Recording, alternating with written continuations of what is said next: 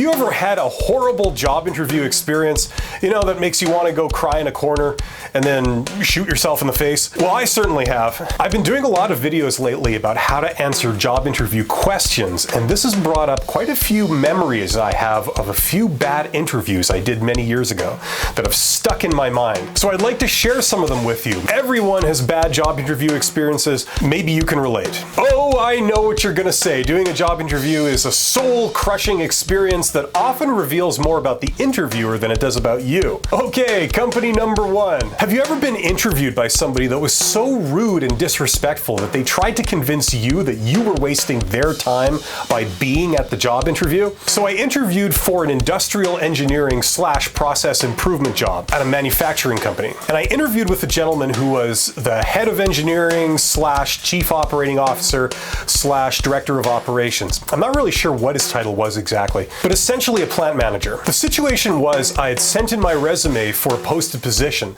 and they had contacted me and brought me in for an interview. I think I was the first person to apply or something. It was very early in the process. Anyway, so this guy makes me wait for 45 minutes or something. We were scheduled for 1 p.m. and I was there, and I was waiting until 1:45 p.m. until they got around to talking to me. And I remember their opening line. They have my resume on their desk, and they look at it, and they look at me shaking their head, and they say, "What makes you think that you can work here? You're not qualified for this job."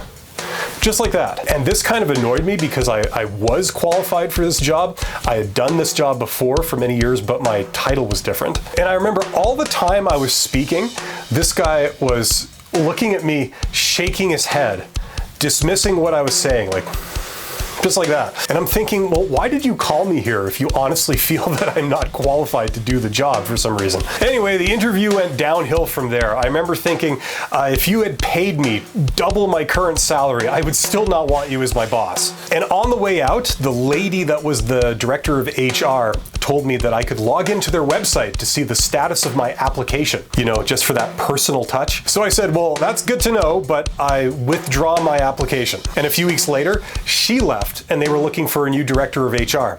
I wonder why. Okay, so what's the lesson here? I would say always be polite and courteous to everyone you encounter. I've been a CEO, and I've met many other CEOs and other executives over the years, and most have been good experiences. However, some executives have this attitude of, I'm too important or too busy to waste time on good manners. Okay, that may work in your own mind and maybe even in your own little world, but I gotta tell you, that does not work in the world at large, and nobody wants to work with you.